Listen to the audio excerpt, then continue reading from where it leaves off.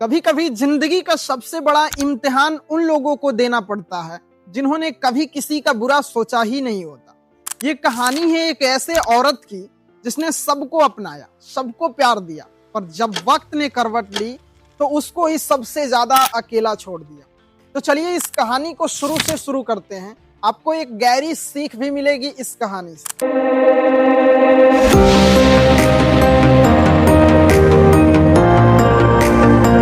एक छोटे से कस्बे में एक लड़की रहती थी जिसका नाम था वसुंधरा। वो बहुत ही भोली, शादी और मन से बहुत सच्ची थी। उसकी शादी एक सरकारी नौकरी वाले से हुई। शुरुआती कुछ सालों में सब कुछ ठीक चल रहा था। घर में हंसी थी और उसी हंसी के बीच जन्मी एक छोटी सी परी जिसका नाम रखा गया रिया।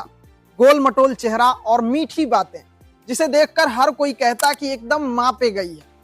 लेकिन वो कहा जाता है ना कि शायद किस्मत किसी की खुशी लंबे समय तक नहीं देख पाती। धीरे धीरे वसुंधरा के पति की जिंदगी में एक और औरत आई। बातें झगड़ों में बदलने लगी और झगड़ा हाथ उठाने तक पहुंच गया।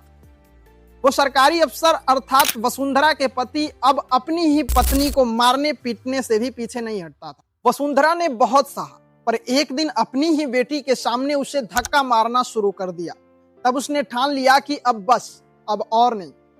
वो अपने घर वालों के पास गई और सारा सच बताया। कुछ ही महीनों में कोर्ट में मामला पहुंचा। आखिरकार तलाक हो गया, पर उस तलाक के साथ टूट गया एक घर, एक सपना और एक छोटी सी रिया की दुनिया। पिता ने भी उसे अपने पास रहने से इनकार कर दिया। वसुंधरा अपनी बेटी को लेकर मायके लौट गई। वहां सब ने संभाला, सहारा दिया और रिया फिर से मुस्कुराना शुरू कर दी। वक्त बीता और वसुंधरा के जीवन में एक नया इंसान आया जिसका नाम था राघव।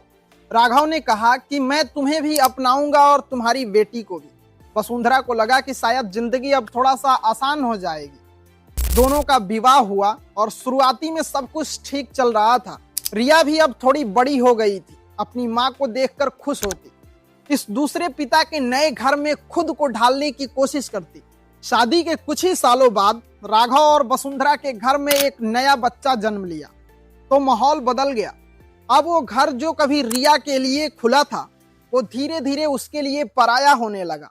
राघव के घर वाले बोले कि अब ये लड़की यहाँ नहीं रह सकती, हमारा बच्चा छोटा है, इसका असर ठीक नहीं पड़ेगा।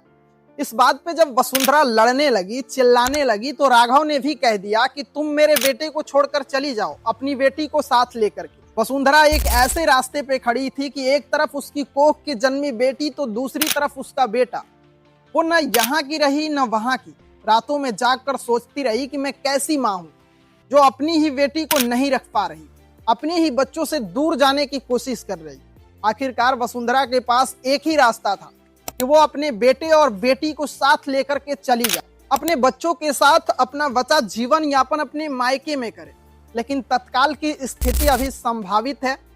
देखो आगे क्या होता है। इस कहानी को यहीं तक समाप्त करते हैं। इसलिए कहा जाता है कि माँ दुनिया की सबसे बड़ी योद्धा है और माँ से बढ़कर प्यार अपने बच्चों को कोई कर ही नहीं सकता। मिलते हैं फिर किसी नेक्स्ट वीडियो में, तब तक के लिए जय हिंद, वंदे मातरम।